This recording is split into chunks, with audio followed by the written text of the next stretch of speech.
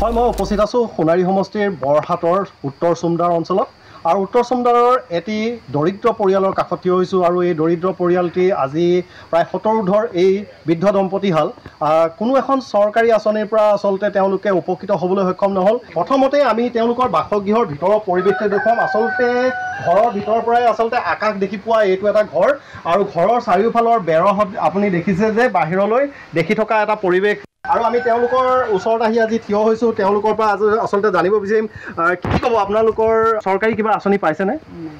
নাই পোৱা। অৰুণোদয় পাইছে নেকি? বৃদ্ধ পেঞ্চন একেবাৰে পাই মই নকৰিলোঁ। আপোনালোকে যাব নোৱাৰে মানে এপ্লাই বিচাৰিব লাগে মানুহ কাক বিচাৰিম আপোনালোকৰ ল'ৰা ছোৱালী নাই? আপোনালোকে নিৰন্তৰভাৱে দুয়োগৰাকী এতিয়াও অকল একেলগে ইয়াতে এটা ঘৰতে থাকে। এতিয়া কি ক'ব আচলতে আপোনালোকৰ ঘৰৰ অৱস্থা একেবাৰে বেয়া, এইবিলাক ভঙা চিঙা উৰুখা পৰ্যায়ত আছে। চৰকাৰে আৰু ইয়াৰ জনপ্ৰতিনিধি কোনোবা আহে নেকি চাবলৈ আপোনাক? খবৰ লৈছে নেকি? ৱাৰ্ড পঞ্চায়তৰ কোনোবা ৱাৰ্ড মেম্বাৰ বা তেনে? হয়, যিহেতু ইয়াৰ ঘৰটোৰ মুখীয়া যিগৰাকী তেওঁৰ পৰা আমি জানিব বিচাৰিম আচলতে আপোনাৰ নামটো কি? এতিয়া আপুনি কেনেকৈ চলাচল কৰে?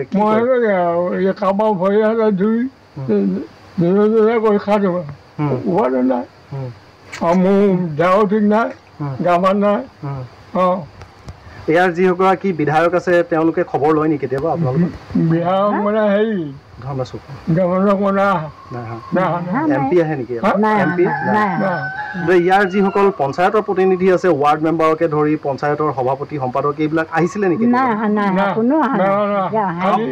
মটৰ আহিছিলে, গাঁওবুঢ়া আহিছিলে গাঁওবুঢ়া। কিন্তু আপোনালোকৰ এই ভঙা চিঙা ঘৰটো আপোনালোকে থাকিবলৈ নিশ্চয় অসুবিধা হয়। এইবাৰ বানপানীত কেনেকৈ আছিলে আপোনাৰ কিছুদিন আগতে যি বানপানী হৈ গৈছে? বানপানী এতিয়া আমি হেৰি কৰোঁ, ঘৰটো বুৰিয়ে ইমানো পানী হৈছে। এতিয়া সেই তিনিটাগৰ ডঙা আছে, দিয়া ডঙা লৈ গ'ল তাত দৌৰি গৈ পিনি এসপ্তাহ থাকিলোঁ। তাৰপৰা খোৱা বোৱা চব কৰিলোঁ। পানীটো এতিয়া যদি আপোনালোকৰ কিবা বেমাৰ আজাৰ হয়, অসুবিধা হয়, তেতিয়াহ'লে কেনেকৈ আপোনালোকে কি কৰে? আপোনালোকেতো দুজনে অকলশৰীয়াকৈ থাকিবলগীয়া হৈছে ইয়াতে। মই কি কৰোঁ, উপায়টো নাই। বেমাৰ আজাৰ হ'লে যথেষ্ট অসুবিধা হয়। হয়, তাতে খুৰা এজনী আছে, তাই হেৰি কৰে আৰু ছোৱালীজনী আছে। হয়, আচলতে এয়া এক বৃদ্ধ দম্পতীৰ কৰুণ কাহিনী। যিহেতু সোণাৰী সমষ্টিৰ বিভিন্ন লোকে আচলতে বিভিন্ন ধৰণৰ আঁচনি চৰকাৰৰ আঁচনিৰ পৰা লাভান্বিত হৈছে। চৰকাৰী আঁচনি আচলতে ধনী পৰিয়ালতো যথেষ্টখিনি লোকে পাবলৈ সক্ষম হয়। কিন্তু তেনেস্থলত দেখা গৈছে যে অতিকৈ দৰিদ্ৰ এই দম্পতীহালে কিন্তু আজিলৈকে চৰকাৰৰ কোনো এখন আঁচনিৰেই সুফল পাবলৈ সক্ষম নহয়।